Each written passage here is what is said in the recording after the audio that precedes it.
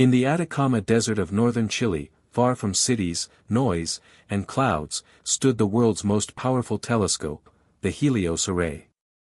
It was built by the United Astronomical Alliance, a joint effort between 11 nations, to scan deep space for habitable exoplanets, and maybe, just maybe, intelligent life. On October 18, 2091, at 3:14 a.m., astronomer Dr. Mara Ellison, alone on the night shift, pointed one of the array's telescopes toward a faint, unremarkable red dwarf in the Carina Sagittarius arm, 912 light-years from Earth.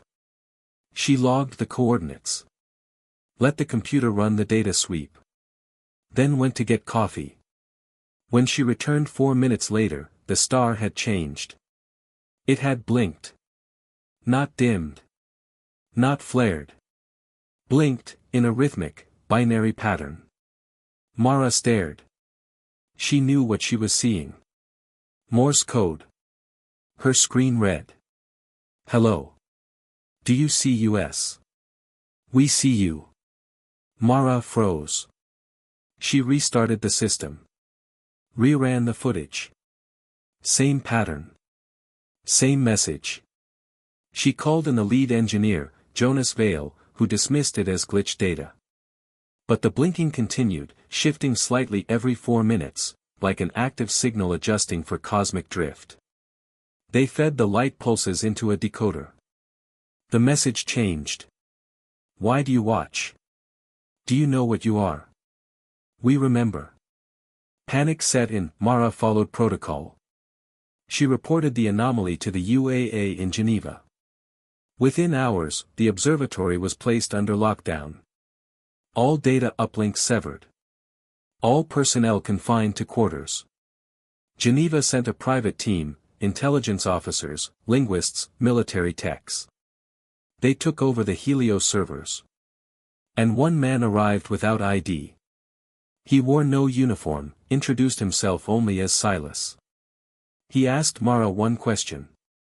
Did the star blink before you looked? She had no answer. Mara began to have dreams. She stood on a frozen world under a dead red sun. Something was beneath the ice, watching her. It pulsed with light. Like a heartbeat. Like thought. Silas met privately with Mara. He revealed the truth. This isn't the first blinking star, he said. It's the 32nd. Since 1971, various observatories had recorded similar anomalies, light pulses, Morse code, spectral distortions. Most were written off as glitches or classified. But all had one thing in common. When someone observed them long enough, the stars looked back.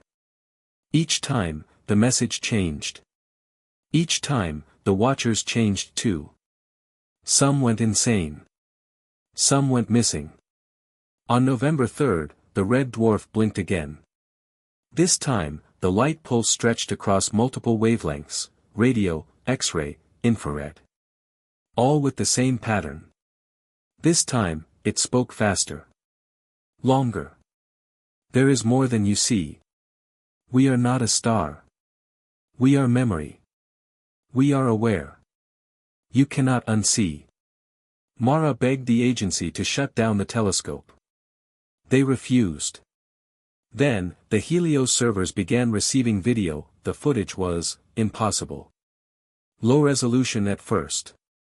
Static-filled. But recognizable. Earth. Specific places. Real events from the past. Hiroshima, 1945. Apollo 11, 1969. A little girl watching 9/11. Mara's own childhood, sitting on a swing set in Denver, 2069. She hadn't uploaded that. No one had. But there it was, her life, recorded from an impossible angle. From above. We have always watched. You are the data. Your species is observation. Mara wasn't just looking at the star. She was being watched. News leaked. A whistleblower posted the Helios logs.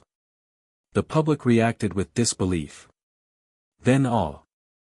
Then fear. Millions began observing the star through backyard scopes, apps, AI decoders. And it reacted. New messages streamed in. Too many eyes. We cannot hold. Shut down or corruption.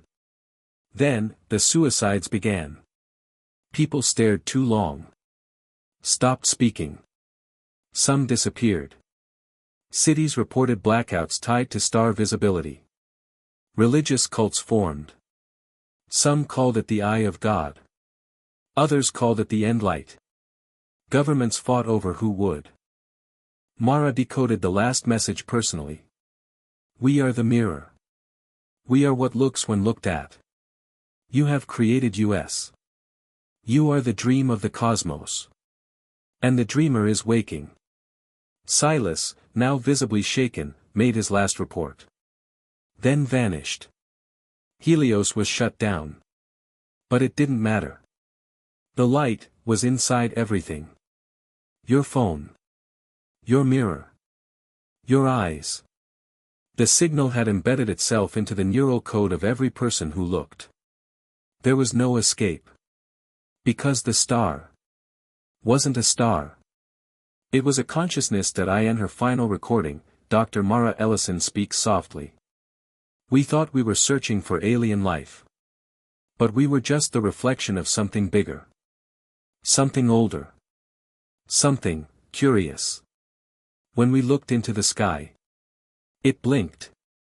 And now it will never close its eyes again. Today, in 2093, the red dwarf still blinks. No telescope is needed. It pulses behind clouds. In shadows. Some say it's in dreams. The eye watches. Not to judge. Not to harm. But because it is us. Because it was born the moment we first imagined someone, or something, might be watching back. And now, it always will.